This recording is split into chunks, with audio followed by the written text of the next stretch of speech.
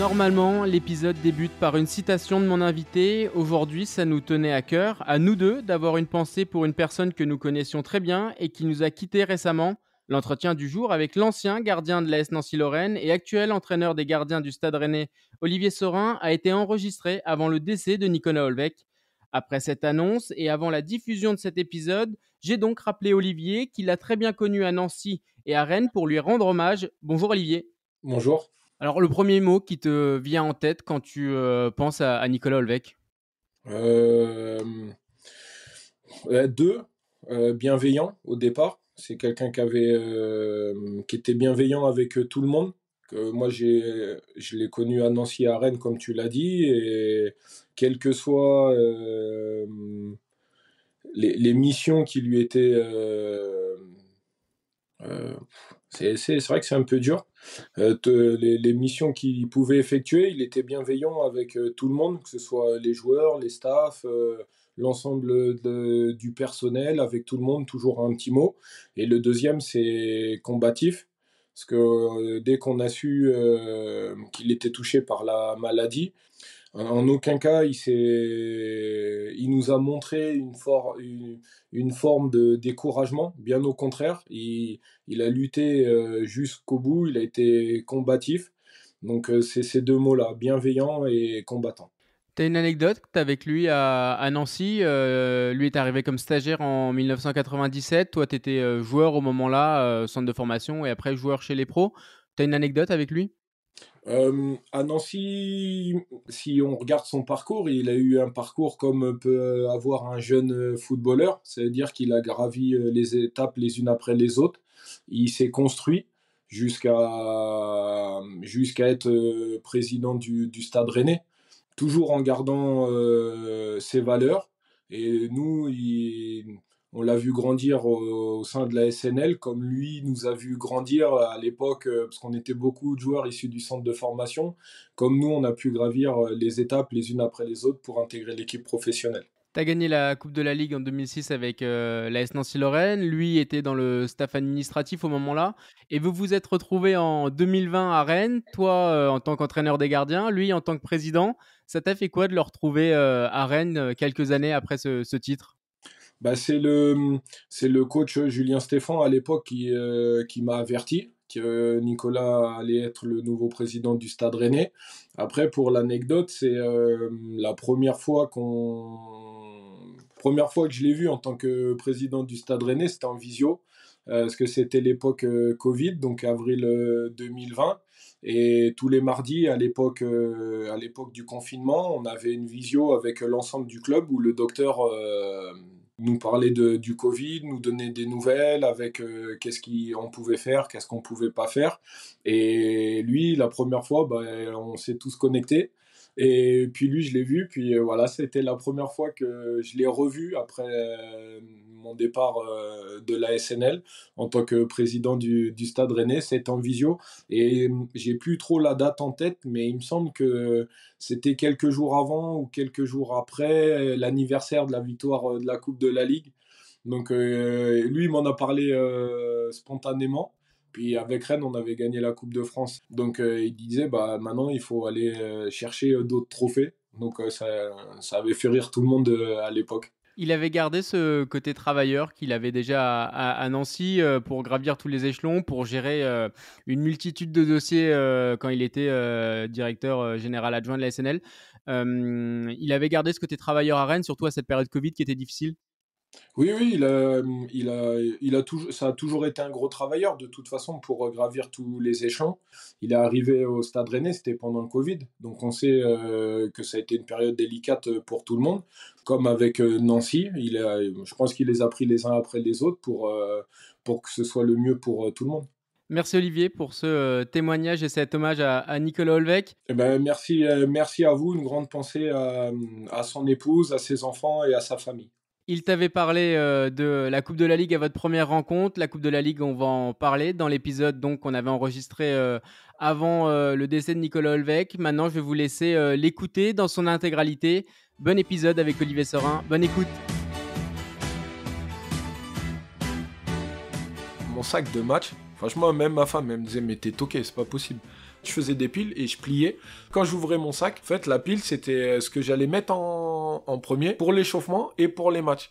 Ça m'est arrivé parfois de dire « Ah, je me suis trompé dans les trucs. » Direct, ça veut dire que j'étais pas concentré quand je l'ai fait. Ah, ça veut dire qu'il va m'arriver quelque chose. Salut à toutes et à tous, bienvenue dans La Voix des Gardiens, le podcast qui plonge dans leur univers. Pendant la saison 1, mes 10 premiers invités se sont livrés avec sincérité et bonne humeur sur leur carrière, avec des anecdotes, des confessions et même parfois des conseils. La saison 1 s'est concentrée sur le football, mais la famille des gardiens est bien plus vaste et réunit plusieurs sports. Nous le verrons dans cette nouvelle saison. Un poste à part, diront certains, pour les fous, diront d'autres, mais avant tout indispensable dans une équipe. Et c'est pour ça que j'ai voulu interroger les spécialistes du poste. Si vous découvrez cette série d'entretiens grâce à cet épisode, la saison 1 vous attend. Pour la réécouter, on se retrouve sur les plateformes d'écoute et sur les réseaux sociaux. Bonne écoute! Demain, le 22 avril, la SNL fêtera les 18 ans de sa victoire en Coupe de la Ligue. Et pour être franc, en tant que Nancéen, quand j'ai réfléchi à la programmation de cette saison 2, avec un épisode prévu aujourd'hui, je ne pouvais pas négliger cette date et ne pas la relier avec le gardien de cette époque historique en Coupe de la Ligue. Bonjour Olivier Sorin. Bonjour. Alors, on va parler de Nancy, évidemment, mais pas seulement. On parlera aussi d'Auxerre, de la Ligue des Champions que tu as joué avec Auxerre, du suivi psychologique que tu avais assumé, bénéficié à une époque où c'était pas encore trop démocratisé. Et on finira par ta carrière à Rennes, sans jouer avec les pros, mais en jouant avec la réserve et en connaissant un entraîneur en réserve que tu retrouves aujourd'hui en tant qu'entraîneur des gardiens des pros, Julien Stéphan. Mais avant ça, première question, c'est quoi un bon gardien en 2024 ? Bonne question. Je dirais que c'est un gardien qui répond au projet de jeu, à la philosophie que le coach veut mettre en place. C'est vrai qu'aujourd'hui, on parle beaucoup de le bon gardien, c'est le gardien qui est complet, c'est le gardien qui joue avec son bloc équipe, qui est connecté, qui a un très bon jeu au pied, qui fait les arrêts, qui est décisif, mais des gardiens qui ont toutes ces qualités-là, à 100%, il n'y en a pas beaucoup, ils sont dans les top clubs européens.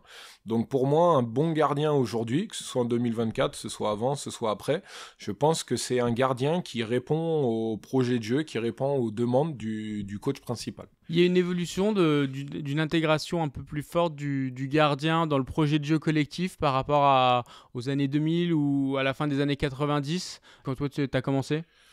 Au centre de formation, on était déjà à Nancy, je me souviens, ça avait commencé, mais peut-être de manière involontaire, c'est que ce soit en moins de 15 ou en moins de 17, même en CFA, avec la réserve, on n'avait pas d'entraîneur des gardiens tous les jours avec nous, comme on le fait aujourd'hui. Donc en fait, on était tout le temps dans les échauffements, dans les conservations. Les spécifiques, c'était des après-midi quand il n'y avait pas d'entraînement collectif.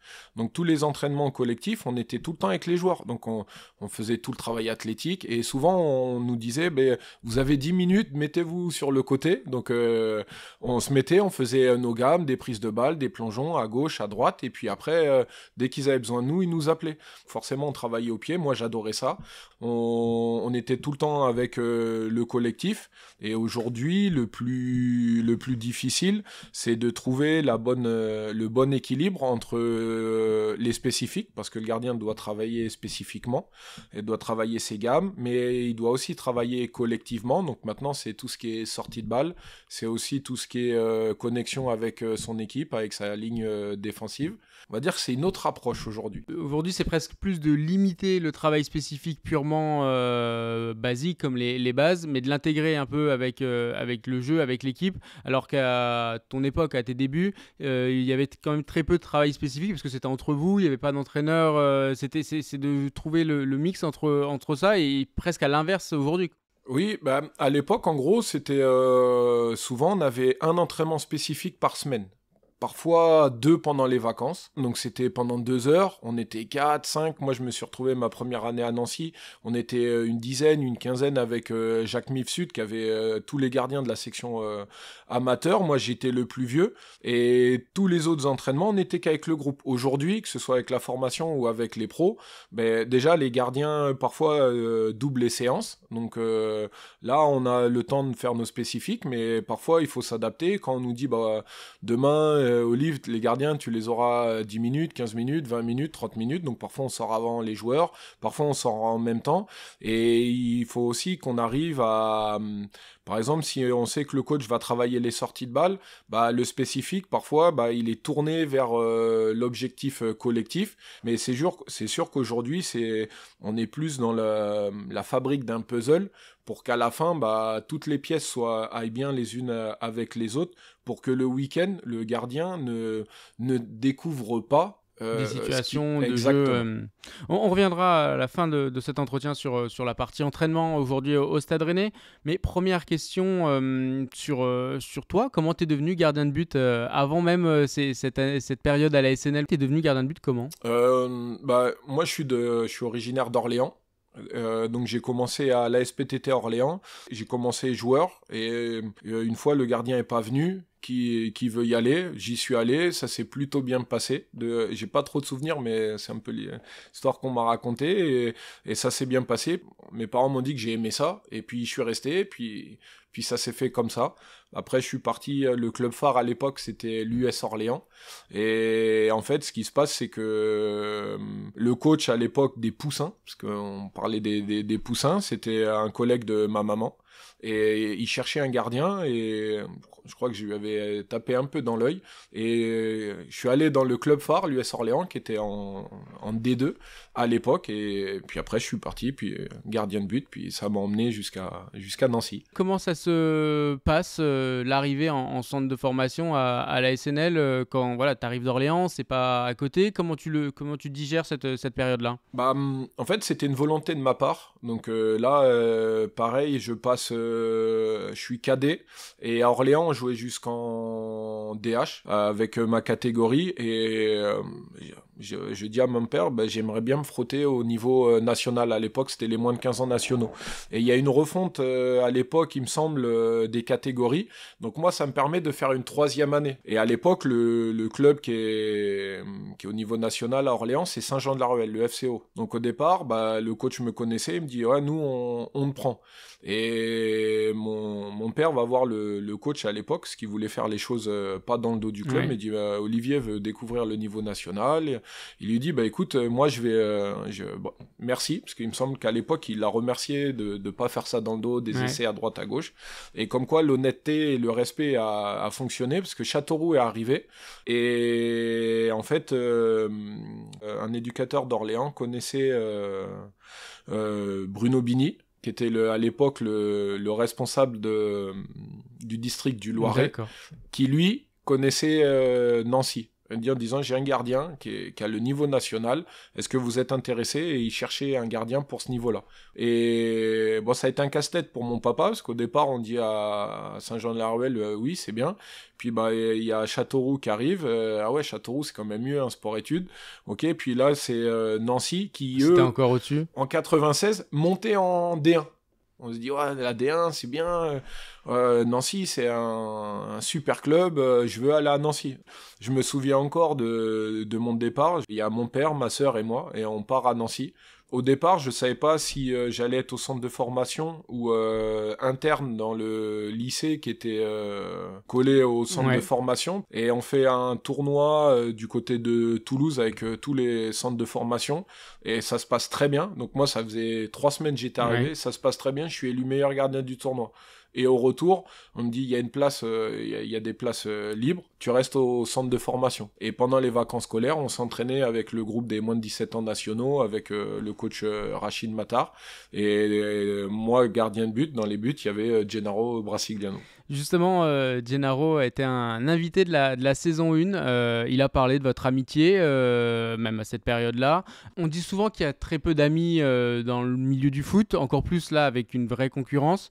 Vous, c'était part? Vous avez vraiment cette amitié, cette concurrence, parce que vous étiez de la même génération, mais ça se passait bien. Comment vous gériez cette concurrence et amitié? Déjà, je pense que quand on a affaire à des top mecs, déjà, c'est plus facile. Et Jenna, on est arrivé la même année en 96, mais lui a un an de plus. Donc, en fait, pendant 3-4 ans, il était toujours la catégorie du dessus. Et même quand moi, je suis passé dans le monde senior avec la réserve, lui a intégré le groupe professionnel. Donc, quand lui descendait pour jouer, moi, je descendais avec la 3e équipe. Lui a été prêté 2 ans à Louan-Cuiseaux et à Angers. Moi, ça m'a permis d'intégrer le groupe professionnel. Et quand lui est revenu des 2 ans, moi, j'étais passé titulaire. Et en fait, on en a discuté et on s'est toujours dit, quelle que soit la décision du coach, il est hors de question que ça mette en péril notre amitié et surtout l'ambiance qu'on mettait au sein des entraînements collectifs et spécifiques, mais pour le bien du groupe. Et en fait, c'est ce qui s'est passé parce que quand lui est arrivé, c'est moi qui jouais. Au bout de 6 mois, ça a changé. Ça a été comme ça pendant 2 ans. Lui s'est blessé, moi j'ai joué. On est champion de Ligue 2 avec lui titulaire. L'année d'après, on gagne la Coupe de la Ligue. C'est moi qui joue. C'est vrai que moi, personnellement, j'ai jamais senti d'animosité de sa part. Et il y a toujours eu des encouragements dans des périodes un peu difficiles, quand des blessures, des moments on était moins bien. Mais quand vous passez 4 ans au centre de formation ensemble, puis on gravit les échelons, puis en fait ça se passe bien individuellement pour chacun, puis après on se retrouve tous les deux et l'amitié a été plus forte que la concurrence. Et donc toi, tu fais pas le choix d'être prêté, parce que Gennaro, lui, fait le choix d'être prêté à Louan-Cuiseaux et à Angers. Toi, du coup, ça te libère la place, et donc c'est ce qui fait que tu t'es pas prêté, du coup, parce que tu t'as approché de l'équipe première. Il y a l'arrivée du coach Francis Meriki. Moi, je devais reprendre avec la réserve parce qu'à l'époque, il y avait que 2 gardiens dans le groupe pro. Et la veille de la reprise des pros, l'adjoint, qui était Christophe Dessy, m'appelle en me disant, Olivier, demain à 9h, t'es à la PIF. T'es à la PIF, c'est en forêt de haie. Exactement, en forêt de haie. Parce que le coach veut 3 gardiens. Et en fait, on fait une année comme ça, mais là, il y a Gennaro et Bertrand Laquet. Et en fait, on fait l'année comme ça. Donc Bertrand Laquet numéro 1, Jenna est numéro 2, et moi je suis numéro 3. Et au bout d'1 an, Jenna dit, moi ça fait 2 ans que je joue pas, je vais être prêté. Et il part, et je me retrouve juste avec Bertrand Laquet et moi. Et le club recrute Philippe Schut. Et l'année là, moi je suis 3e, je joue avec la réserve, et je finis l'année avec les pros. D'épisodes douloureux, c'est qu'il y a le décès de Philippe Schut. Ouais. Et je crois quelques semaines après, Bertrand Laquet se blesse. Et il doit rester 9 ou 10 matchs. Et en gros, on peut pas monter, on peut pas descendre. Et le coach Smereki dit, Olivier jouera les 9 derniers matchs. Et là, quand tu comprends ça, alors c'est par rapport à des faits extérieurs, c'est une blessure, un décès. T'as pas le temps de te préparer. Comment tu t'appréhendes ces matchs-là où t'es propulsé numéro 1 en très peu de temps c'est quand même des circonstances malheureuses. Moi, on me dit, écoute, Olivier, il n'y a pas de gardien qui va arriver, tu joues et en gros, montre-nous. Parce qu'en plus, moi, j'arrivais en fin de contrat stagiaire. C'est pas comme si on me disait, écoute, t'as 2 matchs, prouve. J'ai quand même 9 matchs. Et, j'ai toujours considéré que j'étais pas un gardien avec beaucoup de talent. Par contre, j'étais un besogneux. Donc, je savais que au fur et à mesure des matchs, ça allait bien se passer. Le premier, il me semble qu'on joue quand on perd 3-0 à la mi-temps, on fait 3-3. Et bon, on se pose des questions, mais peut-être que la jeunesse, est sur l'accompagnement que j'ai eu, ma famille et les joueurs du groupe ont fait que je me suis remis dedans et ça s'est très bien passé. Et à la fin, le club m'a fait signer mon premier contrat professionnel. Et après, donc, Gennaro revient, vous êtes tous les deux, vous alternez un peu au gré des coachs, au gré des résultats. Comment tu gères, toi, cette situation-là qui est un peu instable pour vous, les gardiens, parce que la stabilité, elle est pas très grande. Ça s'est fait sur des longues périodes. Donc, le club recrute Laurent Weber de Beauvais. Donc moi je suis numéro 2 et Laurent arrive numéro 1, ce qui voulait un gardien d'expérience, ce qui était plutôt logique. Et en fait dans la saison, Pablo Correa passe coach et au bout de quelques matchs il met numéro 1. Donc je finis la saison et là Jenna revient. Et je débute la saison, je fais 6 mois très moyen. même très très moyen. Avec le recul, c'est vrai que très moyen. Et à la trêve, le coach... Et tu peux l'expliquer, ça? C'était... La première explication, c'est que on n'avait pas d'entraîneur des gardiens. Et comme je vous ai dit, étant pas talentueux, en tout cas, j'estimais que j'étais pas talentueux, mais besogneux, mais j'avais besoin aussi de répéter les gammes. Puis le fait de pas faire de bons matchs. Puis peut-être aussi le fait que Gennaro soit là, que Gennaro était performant à l'entraînement. Il fallait gérer ce contexte-là. Et je l'ai sûrement pas très bien vécu, ce qu'on fait que mes performances étaient très moyennes et le coach Pablo a changé. Et puis l'équipe est remontée. L'année d'après, c'est Jenna titulaire, moi je suis remplaçant, on est champion de Ligue 2 et on monte en Ligue 1. Et Jenna continue et puis après c'est lui qui a tout joué. 2006-2007, Jenna se blesse au pied et à l'épaule, donc il est absent 2-3 mois. Et Auxerre est arrivé décembre 2006 avec le coach Jean Fernandez. Ils m'ont proposé d'être titulaire à Auxerre. Moi, je savais que quand Gennaro allait revenir, que j'allais repasser remplaçant. Pour moi, c'était une top opportunité. J'ai choisi de la saisir, et puis après, c'est parti. Avant Auxerre, il y a cette partie en Coupe de la Ligue où tu la joues, Gennaro joue le championnat, toi tu joues l'épopée en Coupe de la Ligue. Ça fait quoi de passer derrière Michel Platini? Je fais souvent la blague. Je dis souvent, Nancy a gagné 2 coupes, donc il y a 2 capitaines qui ont soulevé la coupe. C'est Michel Platini. Et encore, moi, je l'ai pas soulevé tout seul la coupe de la Ligue au Stade de France.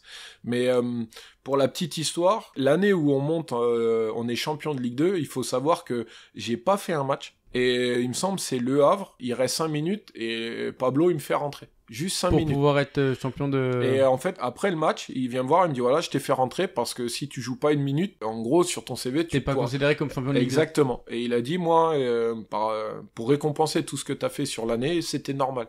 Et l'année d'après, en Ligue 1, le capitaine, c'était Gennaro Brasiliano, et quand moi je jouais... Tu récupérais le capitana. Je récupérais le capitana. Et là, en Coupe de la Ligue, j'ai été capitaine. Et en fait, la Coupe de la Ligue se passe, et on va jusqu'en demi, et on se qualifie, on bat Le Mans. Ouais. Donc on arrive en finale, 0 but encaissé. T'as un doute sur si tu vas la jouer ou pas? Il y a un doute qui s'installe, mais Pablo a été très bon. Parce que maintenant que je suis coach des gardiens, je sais que Pablo a été très bon. C'est que... il me semble qu'une semaine après cette demi-finale, en fait, ils font une émission de radio au bar d'Olivier Rouillet. Okay, ouais, avec RTL.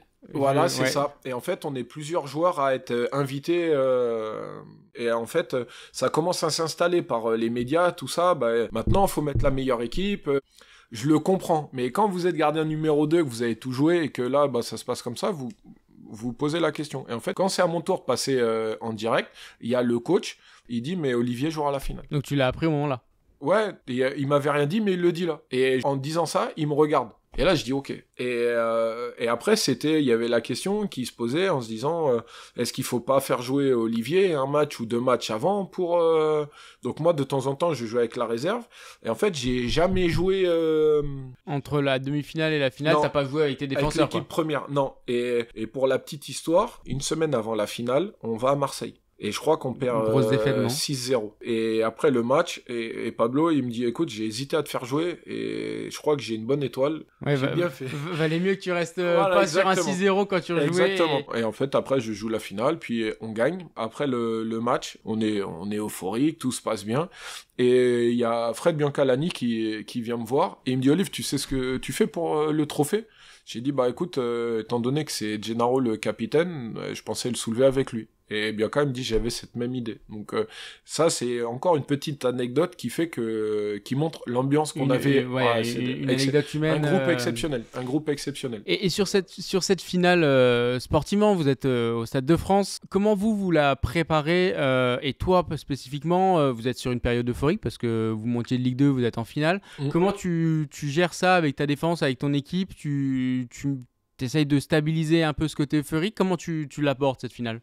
On est parti 4 jours avant, je crois, en région parisienne. Ce qui a été bien, c'est que le groupe vivait très très bien. On vivait très bien ensemble. Et en fait, pendant 4 jours, on s'entraînait les matins. Et par contre, les après-midi, il y a toujours des activités.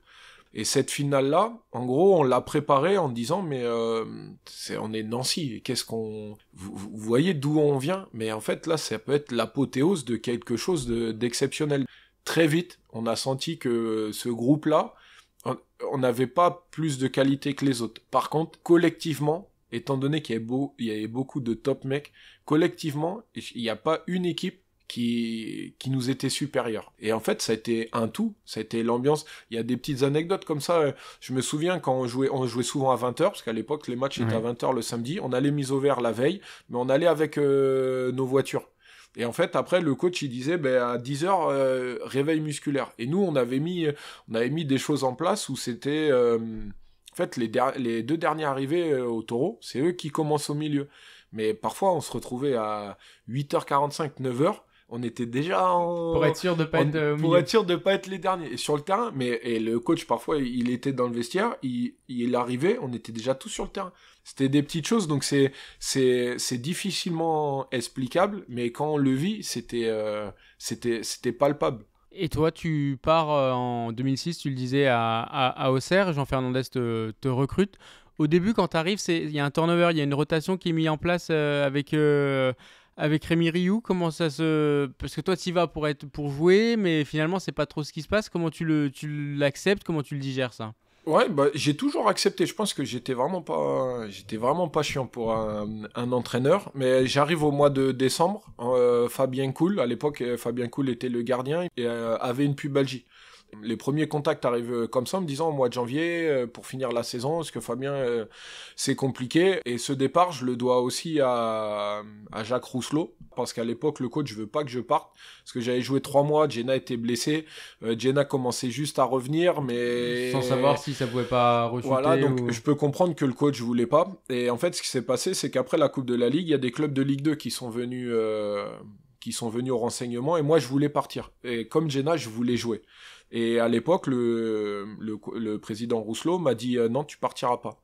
Et bon, on le prend pas trop bien, mais bon, j'ai pas oublié qu'à un moment donné, en Ligue 2, le club avait des problèmes d'argent et que nous, les joueurs, c'est même l'ensemble des salariés, c'est quand même Jacques Rousselot qui tous les mois nous versait les salaires de sa fortune personnelle. Et en fait, quand Auxerre est arrivé, lui, je lui dis, mais là, président, j'ai une top opportunité. Je sais qu'il m'apprécie bien. Je lui dis, moi, je veux y aller. Je veux construire ma carrière. Et en fait, il va à l'encontre de Pablo Correa. Et je pars. Donc, je fais 6 mois. Et l'année d'après, donc 2007-2008, le club recrute Rémi Rioux. Pareil, je fais 4 matchs. Je suis pas bon. Le coach met Rémi. Rémi fait 4 matchs. Il se blesse. Je reviens. Ça se passe très bien. Je me blesse au mois de janvier, fin de saison, et c'est Rémi qui joue, il fait 4 mois, mais top, équipe de France Espoir, ouais. Top. Et le coach, à la fin, il me dit, écoute, Rémi a été très bon, c'est lui qui commencera la saison prochaine. Et Rémi fait 6 mois, et au mois de janvier 2009, on n'était pas très bien, le coach décide de me relancer, puis après c'est parti. Quand tu dis c'est parti, c'est là après t'es installé et est-ce que dans l'approche des semaines d'entraînement, l'approche des matchs, est-ce que c'est différent aussi pour un gardien quand il sait qu'il y a une stabilité là qui s'installe, est-ce que c'est différent pour lui? La stabilité, elle est venue par mes prestations. Et en fait, ce qui a fait la différence d'Olivier Saurin avant et après cette blessure en 2008, c'est que j'ai fait la connaissance de Cécile Traverse, qui est préparatrice mentale. En fait, j'ai abordé ces passages-là de manière différente. Je dis souvent qu'elle a changé le cours de ma carrière. C'est encore tabou aujourd'hui, la préparation mentale, ça l'était encore plus il y a 15 ans. Ça vient de toi, la démarche de vouloir avoir ce recours-là et comment tu t'abordes la chose? Est-ce que tu travailles? Est-ce que c'est à force de discuter? Comment ça se passe? En fait, mon agent connaissait Cécile Traverse et avant ma blessure, il m'avait parlé, il m'a dit, écoute... vu que je me posais beaucoup de questions, que la tête, ça fumait, que je sois bon, je sois pas bon, il m'a dit, je pense que tu devrais travailler mentalement. Et j'avais toujours dit non. J'ai dit, j'en ai pas besoin. Donc je me blesse au coude au mois de février, fin de saison. Et je m'en souviens encore, mon agent m'appelle et tout. Et en fait, je lui dis, de toute façon, là, je suis au fond du trou, ça peut pas être pire, ça peut me faire que du bien. Et il me dit, ok, je l'appelle.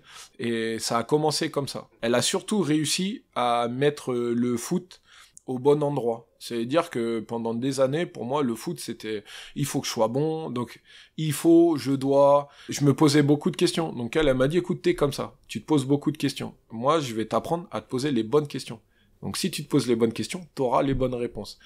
Et tout s'est mis en place, et en fait, tout le puzzle que j'avais mis techniquement, tactiquement, athlétiquement, bah mentalement, bah là, c'était un tas de pièces, et il a fallu se construire aussi en tant qu'homme, pour donner un second souffle à ma carrière qui était, j'en suis fier, mais c'est numéro 1, numéro 2, numéro 1, numéro 2, et là, dès que j'étais avec elle, c'est parti, numéro 1, puis à Auxerre, j'ai pu faire mon petit bonhomme de chemin.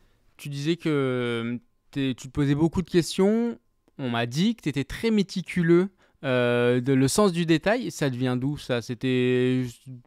Ça doit être dans les gènes, je pense. Mon papa est comme ça. En fait, j'aime bien les choses bien faites. On va dire qu'à l'école, au niveau scolaire, j'étais plus matheux que littéraire. Donc déjà... Déjà là, il y a ça une donne... préférence des matières. Exactement. J'étais plus scientifique que littéraire. Mais déjà, ça venait de mon sac. Mon sac de match. Franchement, même ma femme, elle me disait, mais t'es toqué, c'est pas possible. Et en fait, je faisais des piles et je pliais. Mais en fait, quand j'ouvrais mon sac, en fait, la pile, c'était ce que j'allais mettre en premier, et ça coulait voilà, pour l'échauffement et pour les matchs. Et tout ça pour dire, ça m'est arrivé parfois de dire, ah, je me suis trompé dans les trucs. Et là, direct, c'était, ça veut dire que j'étais pas concentré quand je l'ai fait. Ah, ça veut dire qu'il va m'arriver quelque chose. Bon, il faut que je redouble d'efforts. Et Cécile, elle m'a dit, mais attends, c'est pas parce que le t-shirt, il est mal plié. Et c'était que des petits... Faut prendre un peu de recul sur ces choses-là. Après, chaque sportif a ses superstitions avant les matchs. Hein, Ouais, mais là, c'était même pas de la superstition. C'est que, je dis pas que c'était de la bêtise, parce que c'est pas vrai. Mais c'était se concentrer sur les choses qui vont te permettre d'avancer. Et à l'entraînement, j'étais un peu pareil. En fait, à l'entraînement, j'ai eu cette période-là où dès que je prenais un but, j'avais l'impression que je pouvais faire quelque chose. Et il fallait accepter aussi que celui qui est en face, et son travail à lui, c'était de mettre des buts, il peut être plus fort que toi sur cet instant. Et en spé, et j'ai toujours eu ce côté, mais pourquoi on fait ça? Et en fait, si je le faisais mal, je disais toujours, on peut remettre, mais je dis, c'est pas le geste parfait, c'était le geste parfait, mais plusieurs fois. Et là, ok, mes doigts, ils étaient pas bien mis, ma main, pourquoi j'ai pas attaqué, pas aussi. Mais je devais être un carnage pour les entraînements, j'étais un carnage. Il y a cette saison 2009-2010 avec Auxerre où vous planez un peu parce que c'était pas prévu que vous ayez ce niveau-là, ce classement-là. Tu retrouves dans ce sentiment d'euphorie de ce que tu disais tout à l'heure sur la SNL, ce groupe, ou c'est autre chose qui vous fait performer? À Nancy, on était vraiment beaucoup de jeunes joueurs. Là, on avait des joueurs avec, on va dire, d'autres calibres. Hein. Adama Koulibaly, Jean-Pascal Mignot, Benoît Pedretti, Yelen, Nicolae. C'est des mecs quand même qui avaient plusieurs saisons en Ligue 1. Ben qui avait fait Sochaux, qui avait fait Lyon, qui avait fait Marseille, équipe de France. Donc déjà... L'année d'avant, déjà, on était passé de la 16e place à la 8e place sur la phase retour. Donc, on avait une bonne assise, on se connaissait. Le coach avait rajouté quelques pièces au puzzle. On en revient toujours au puzzle. Et il me semble que cette année-là, les 3 premières journées ont 3 défaites. Et on va à Boulogne. Et je sais que Boulogne, qui est promu, et le coach Jean Fernandez, il nous réunit. Il y avait tous les défenseurs et les gardiens. Il nous dit l'année dernière, si on est passé de la 16e à la 8e place, c'est parce que défensivement, on prenait pas de but. Donc aujourd'hui, on joue Boulogne, on joue pour pas prendre de but. Et nous, on se dit, oh, putain, on va à Boulogne, ils sont promus, on est au Auxerre. On y va pour... Mais pour le match, passé 90 minutes, on a fait que défendre. Et à la fin, c'est la trêve, et le coach, il dit, on va construire notre saison là-dessus. Puis là, on gagne 1-0, 1-0, 1-0, 1-0. Puis on s'est retrouvés. Puis on arrive tout en haut. Il me semble qu'il y a une période où on est même premier. Donc on connaissait nos qualités. Donc on avait un bloc défensif qui était très serré, très bas. Et on avait des joueurs plus. On avait notre capitaine, Benoît Pedretti. Sur le terrain, c'était un coach. En gros, au bout de 10 minutes, il savait est-ce que l'équipe adverse, comment allait jouer, comment allait se dérouler le match. Au milieu, il pouvait il régulait tout. votre... il régulait tout. Et je me souviens d'une discussion avec Jean Fernandez. Je lui dis, mais coach, quand je vois le recrutement, quand on voit où on est, je dis pas que c'est miraculeux, mais presque. Et lui, il me dit, Olive, c'est simple. Il me dit, à chaque poste, on me propose 2 profils. Un top mec, mais joueur moyen. Et l'autre, c'est un top joueur, mais un mec moyen. Je prends qui? Moi, naïf, je lui dis, mais le top joueur, coach, si c'est un top joueur, on va être encore meilleur. Il me dit, moi, je prends l'autre. Le top joueur. Comment tu veux que je le fasse progresser? C'est déjà un top joueur. Mais c'est un mec moyen. Par contre, un top mec, Alors que je lui, sais ce il qu'il avait va cette- amener. Si c'est un joueur moyen, je sais que je vais le faire progresser. Je lui dis, mais coach, si c'est un top mec, et en plus c'est un top joueur, il me dit, mon Olive, on est à Auxerre. Il viendra pas. Il viendra pas au Auxerre.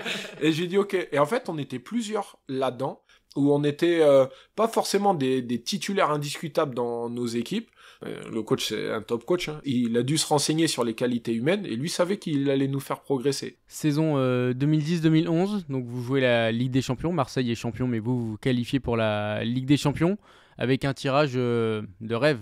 Le Real, le Milan AC et l'Ajax. C'est quoi ta réaction quant à ce tirage? On est chez Jean-Pascal Mignot. Ok, tac, on part. Bon, en fait, Real Madrid, Milan, nous on est dernier chapeau. Ok, on se dit, ah, les gars, si on est dans le groupe là, c'est pas bon pour nous. AJ Auxerre, oui. On regarde, en plus on voit notre président et tout à la télé, on se dit, oh, et il va être avec le... Et j'ai souvenir, on dit, bon, le Real, on est mort. L'Ajax, chez nous, Possible. et on regarde Milan. Et Milan, on dit ouais, Milan, peut-être chez nous, peut-être. Mais bon, à l'extérieur, les gars, il va falloir qu'on s'accroche. Et entre le tirage et la fin du mercato, il doit faire 3 joueurs. Donc j'ai plus trop. Je crois qu'il y a Robinho, il y a Ronaldinho. Zlatan, je crois qu'il est. Mais ils font. Ouais. Et là, je me souviens que le lendemain, on dit, les gars, Milan, c'est mort. C'est mort. Parce que vous avez pas eu le même mercato Non, sur non. les 3 jours là à Non. Auxerre. Et le fait de jouer contre, donc du coup au Real, il y a Ronaldo, Benzema, au Milan AC, il y a Zlatan, Ronaldinho. C'est lequel qui t'impressionne le plus dans ceux-là? En fait, ce qui nous a le plus, c'est que personnellement, c'est qu'en fait, on a perdu 4-0, je reviendrai après sur le dernier match à Madrid, mais les 5 premiers matchs, on perd 4 fois, on en gagne un. Mais en fait, on a l'impression qu'on n'est jamais très loin, parce qu'on perd 2-0 à Milan, Ouais, à chaque fois c'est 2-1 après on ou perd 2-0. 1-0 ouais. contre le Real, et on perd 2-1 contre à l'Ajax. Mais on se dit toujours, ouais, on n'est pas loin. Mais en fait, on n'était pas loin, parce qu'en fait, les adversaires, en fait, dès qu'ils accéléraient, c'était compliqué. Eux, qui étaient habitués sur ces campagnes-là, peut-être avaient un peu plus d'expérience pour dire, eux, ils sont mis juste au niveau au-dessus. Mais nous, on avait l'impression d'être tout le temps à fond avec nos qualités, nos défauts. On était tout le temps à fond. Et eux, je trouvais qu'il y avait une certaine maîtrise. Mais ça se voyait déjà, j'ai souvenir dans les couloirs, tout ça. C'est qu'en fait, les mecs, je pense qu'il y a aussi ce côté, on joue qui? Mais je dis pas ça, ils nous ont pris 2. Je pense pas qu'ils nous ont pris 2. Mais je veux bien comprendre que ces clubs-là jouaient la Auxerre. Ils ont appris où était Auxerre en France aussi parce que. Exactement, je pense que pour trouver un hôtel, venir dans nos stades, je sais pas s'ils s'en souviennent, mais ça a dû leur faire quelque chose. Et après, le dernier match, on perd à Madrid. 4-0, un but de Ronaldo, 3 buts de Benzema. J'ai lui fait une belle passe décisive sur le 4e. D'ailleurs, il m'a jamais remercié de lui avoir lancé sa carrière au Real, mais c'était ça. On n'avait pas ce niveau-là. Mais par contre, par la saison d'avant et nos barrages, on avait mérité de vivre cette aventure. Mais je m'en souviens encore, mais ça m'a servi pour après. Dans certains gros matchs, je dis pas que je vivais plus ces gros matchs, c'était pour nous des gros matchs, mais dans l'approche et la préparation, ces matchs-là nous avaient quand même... C'est l'expérience. Ouais. Après, donc il y a cette descente avec Auxerre. Et ce qui t'a le plus marqué, là, presque humainement, c'est quoi? C'est le positif de cette période auxerroise ou c'est justement le négatif?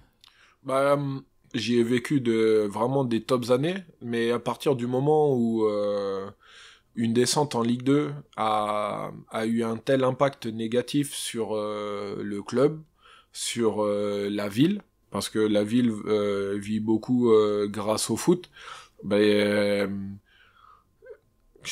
peux pas dire je retiens le positif, parce que ça a été très dur à vivre. Franchement, il m'a fallu beaucoup de temps pour...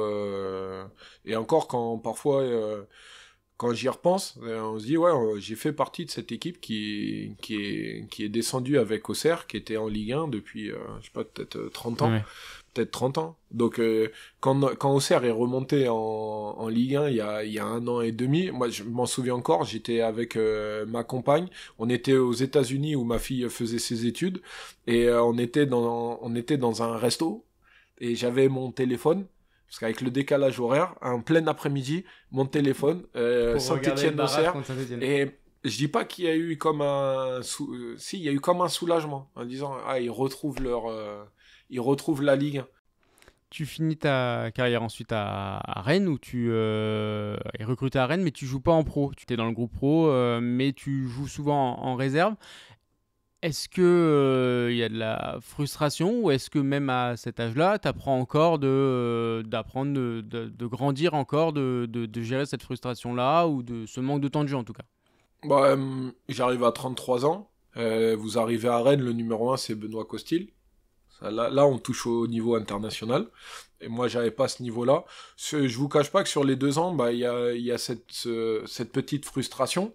Mais en fait, vous vous dites que bah, la place de numéro 1, bah, il était intouchable.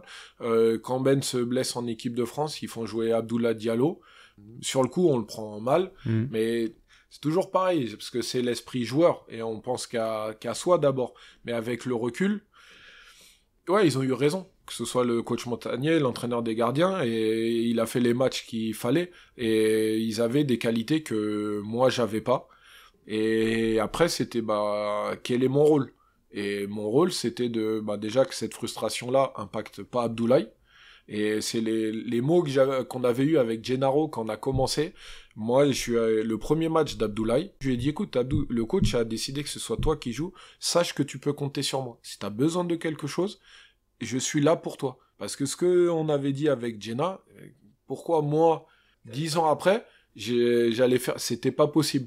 Et après, bah, moi, on m'a dit, bah, là, à l'époque, la réserve qui était en N3, on voulait jouer la montée en N2, et on m'a dit, mais Olive, est-ce que tu peux aller est-ce que tu peux aller jouer? Moi, j'ai dit, mais j'appartiens au club, vous me dites d'aller jouer, je vais jouer. Et en fait, ces matchs en N3, je me suis, mais régalé. Ça a amené un peu de joie, un peu de bonheur à mon quotidien. Ton entraîneur en réserve, c'était Julien Stéphan. Oui. Tu l'as retrouvé après chez les pros. Tout à l'heure, tu parlais que le bon gardien, c'était un gardien qui s'adaptait au projet du coach. Là, si on prend plus le côté entraîneur des gardiens, tu as connu Julien Stéphan, tu as connu la Bruno Genesio en début de saison, de nouveau Julien Stéphan. Est-ce que toi aussi, en tant qu'entraîneur de gardien, tu dois t'adapter à la vision de jeu du coach? Comment ça se passe? Comment, par exemple, cette saison-là, comment ça s'est passé, ton adaptation entre les différents entraîneurs? Bah, pour le poste de gardien de but, ça a été assez facile parce que les deux ont la même vision du poste. C'est d'avoir un gardien actif, que ce soit défensivement et offensivement. Donc offensivement, c'est dans tout ce qui est sortie de balle. Donc un gardien à l'aise au pied, très mobile, qui n'hésite pas à demander le ballon et qui est capable de jouer aussi bien en bas que mi-long que long. Et défensivement, c'est un gardien qui a beaucoup d'impact sur l'animation défensive, donc par la communication, mais aussi par la présence. Donc un gardien qui joue qui est bien connecté à sa ligne défensive. Donc pour moi, ça a été facile, pour les gardiens aussi. Mais après, c'est toujours pareil. S'il y a un entraîneur qui vient, qui dit, moi, c'est que des longs ballons, et après, on est en bloc bas, on fait que défendre. Moi, je demande aux gardiens juste qu'ils défendent la ligne. Il faudra s'adapter au projet de jeu, à la philosophie de jeu du coach. L'année dernière, Steve Mandanda est arrivé à Rennes. Tu m'en veux pas si je te dis qu'il a une plus grande carrière que toi Non, pas du tout. sur le terrain. Mais du coup, comment ça se passe à l'entraînement? Qu'est-ce que tu lui apportes en tant qu'entraîneur des gardiens? Il faudrait lui poser la question, mais déjà, c'est les échanges qu'on peut avoir avec lui sont vraiment... C'est quelqu'un de très ouvert, et c'est quelqu'un de très humble. Ça veut dire que lui, il n'est pas arrivé en disant je veux ci, je veux ça, il a dit non, il est arrivé et on a dit bon, on va apprendre à se connaître. Donc moi, j'ai ma façon de travailler, de voir les choses, et lui avait aussi une manière de travailler, et il a fallu qu'on se trouve tous les deux pour que... c'est toujours pareil, c'est de l'amener à être performant le week-end. Et là, Gauthier est arrivé, Geoffrey est arrivé, et cette année, on a 3 gardiens qui ont plus de 30 ans. Le foot avance, le foot tous les ans demande une adaptation, et eux sont plutôt ouverts à ces recherches, comment s'adapter à ce que le foot demande aujourd'hui. Tu parlais de jeunes gardiens, tu as travaillé avec Edouard Mendy à Rennes. Justement, dans la différence d'approche là, pour un jeune gardien, comment ça se passait, c'est par rapport à ce que tu peux connaître aujourd'hui avec des gardiens plus expérimentés? Bah, Edouard avait quand même déjà quelques... Avec Reims avec Reims, il avait fait une année à Marseille, il avait des années en national avant, donc c'était... Mais lui, c'était sa 2e année en Ligue 1, il allait apprendre à jouer tous les 3 jours avec la Coupe d'Europe. Donc lui, déjà, ça a été... quand il est arrivé, c'était le coach Stéphane, donc c'était déjà sur tout ce qui est sortie de balle, parce que c'était un jeu différent que ce que lui demandait le coach à Reims. Et après, il y avait tout ce qui était technique proche des pieds, donc tout ce qui était effacement. Il en a parlé dans un article de SoFoot de ça, de l'effacement, et que c'est en arrivant en pro qu'il a appris cette technique-là. Voilà, parce que bon, bah, lui c'est un grand gabarit, donc faut aller très vite au sol, même si maintenant même les grands aujourd'hui vont très vite au sol, mais il y avait 2-3 techniques qui pouvait lui être utile. Il allait très vite au sol, mais on pouvait encore gagner un peu en rapidité. Il y avait tout ce qui est notion de bloc écran. Lui le faisait très bien, mais avec un dos un peu arrière, donc on pouvait gagner encore avant. Et lui, en fait, il a été dans la demande, dans la recherche de ces petits détails qui font que on doit progresser, qu'on peut aller encore plus loin. Et puis après, bah, lui, ça lui a plu, c'est passé, et puis je pense que ça lui était utile pour la suite. Tu soupçonnais le potentiel pour une éclosion si rapide, après quand il est parti à Chelsea avec la Ligue des Champions? Ou est-ce que ça t'a surpris? Je vous cache pas qu'on pensait le garder quelques années supplémentaires. Après, surpris qu'un club comme Chelsea vienne, non. Quand on sait comment eux ils travaillent chez les gardiens de but, on va dire le potentiel, les caractéristiques d'Edouard Mendy correspondaient bien au championnat anglais. Et notamment, alors pour revenir à un épisode de la saison 1, Exactement. Christophe Lolichon qui parlait justement des caractéristiques d'un gardien, et dont lui était en charge du recrutement des gardiens à Chelsea au moment-là, et qui avait repéré Edouard Mendy à Reims, et après il l'avait observé à Rennes, et jusqu'à la signature de son contrat à Chelsea. Exactement, donc pas étonné. Après, là, il a une histoire de carrière qui a pas été simple au départ. Et je pense, quand je vois comme il a croqué dans tout ce qui lui était proposé à Rennes, je pense qu'il a fait la même chose à Chelsea. Cette rage qu'il avait en lui de réussir, de vaincre, de passer les obstacles, parce que sa grande force, c'est qu'il a jamais oublié tout ce qu'il avait vécu. Les gens se disent, ouais, attendez, il est passé de Rennes à vainqueur de la Ligue des Champions. C'est pas arrivé comme ça. Il fallait le voir après les défaites, mais comme il haïssait ça. J'ai encore en souvenir une fois où il a eu des mots après une défaite à Dijon. Et en fait, oui, pas étonné. Les gens peuvent être étonnés parce que ça a été rapide, mais pas étonné quand on connaît l'homme. Dernière question, c'est la question mystère. C'est celle d'un coéquipier. Alors, je vais te la faire écouter et après, je te laisserai y répondre. Hello Olive, j'espère que tu vas bien. Bah écoute, j'ai une petite question pour toi. Si je te demandais de choisir entre la Coupe de la Ligue 2006 en tant que joueur et la Coupe de France 2019 en tant qu'entraîneur de gardien, tu choisis quoi? Je suis pas étonné que ce soit lui qui pose la question. Ah ouais, ça c'est une bonne question quand même. Et on est obligé de donner une réponse en plus. Ah bah oui, sinon Gennaro Brasigliano qui a posé la question, il va être déçu. En fait, ça a été tellement fort pour les deux clubs. À chaque fois, c'était après une longue période de Exactement. sans titre. Quand je vois toutes les émotions que ça a pu apporter aux gens du club, et je sors du côté sportif, mais aux gens du club, aux gens de la ville, parce qu'aujourd'hui, je me souviens encore plus de ce qui s'est passé après que ce qui s'est passé sur le match en lui-même. On va dire en termes d'émotion, la Coupe de la Ligue, c'est que je suis quand même un acteur du match, qui fait que c'est peut-être, égoïstement, c'est peut-être celui-là que j'ai préféré. Égoïstement. Merci Olivier, merci d'être revenu sur ta carrière. On va passer au face-à-face. Allez.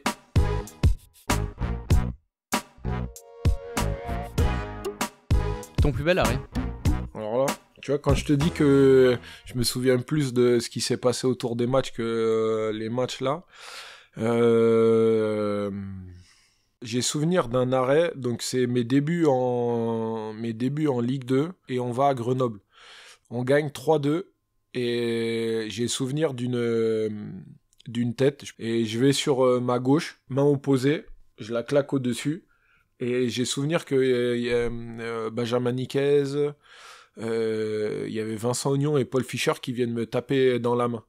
Et il y a eu ce côté-là où finalement on gagne 3-2, et qu'ils soient venus me taper dans la main, et je m'en souviens parce que je me suis dit ouais, ça veut dire que j'ai dû faire quelque chose de bien. Le match où tu t'es senti le plus fort? Un match, je sais pas, mais la saison où on finit 3e avec Auxerre, je crois que c'est vous savez, quand vous enchaînez les clean sheets, vous enchaînez les arrêts, il y a des saisons comme ça, j'arrête 2 pénaltys, un contre Bordeaux, un contre Le Mans, chaque fois on gagne 1-0. L'attaquant le plus coriace? C'est pas un attaquant qui m'a mis beaucoup de buts, mais je me souviens il y avait les anciens comme Paoletta, Ludovic Giuli. En fait, ils avaient toujours un petit, quand vous êtes dans les buts, vous voyez l'attaquant qui vous regarde. Donc en gros, mais pourquoi il me regarde? C'était à l'époque, il y a un ballon qui vient en retrait, quand on avait un résultat un peu positif, j'attendais avant de la prendre, eux venaient me presser, et je prenais le ballon à la main. Et on a souvent, les gardiens, on fait rebondir le ballon 1 ou 2 fois au sol que ce soit Paoletta ou Giuli. Paoletta est resté toujours devant, et Giuli pareil. Et les deux, ils disaient ouais, lâche pas ton ballon, je suis pas loin. C'était ces petites phrases-là. Et là, parfois, quand vous êtes plus jeune, on se dit ouais, fais pas une dinguerie, parce que c'est vrai qu'ils sont pas loin. Ce qui te fascine chez les gardiens? C'est ce qu'ils peuvent dégager. En fait, j'ai toujours aimé les gardiens froids. C'est-à-dire des gardiens imposants, mais peu démonstratifs après des arrêts. Cheveux longs ou cheveux courts? Ouais, cheveux longs. Le geste que tu préfères?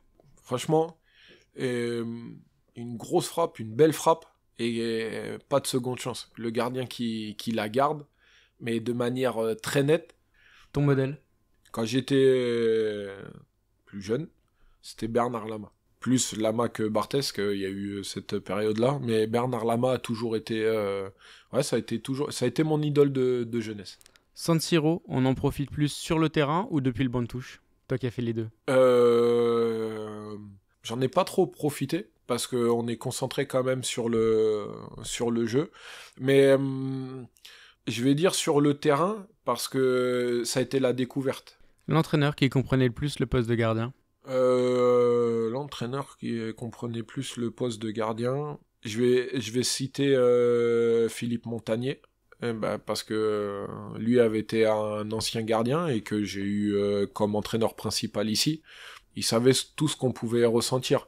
Quand lui m'apprend que quand Ben est blessé en équipe de France, qu'il a fait le choix de faire jouer Abdoulaye, on a eu un échange pendant 20 minutes. Et il n'était pas obligé, est-ce qu'il était coach principal, il aurait pu me dire écoute, c'est comme ça, c'est pas autrement, et puis sois content ou pas content, c'est pareil. Il m'a expliqué les raisons, et il m'a dit je sais ce que tu peux ressentir, ça m'est aussi arrivé. Il y a eu ce côté-là, donc oui, j'ai eu la chance d'avoir un entraîneur principal, ancien gardien de but, donc Philippe Montagnier. Le conseil que tu donnerais à l'Olivier Saurin né à Gien? Crois en toi, et ce que j'ai appris, arrête de te poser les questions, pose-toi les bonnes pour avoir les bonnes réponses. Merci Olivier d'être revenu sur ta carrière. Merci à vous, et puis félicitations pour tous les précédents podcasts parce que j'attends à chaque fois attentivement le prochain invité. J'écoute tous les podcasts et bravo aussi, félicitations et merci de mettre un peu en lumière ce poste si cher à nos cœurs. Merci. Bon anniversaire demain avec la SNL et puis merci. surtout bonne fin de saison avec Rennes. C'est gentil, merci.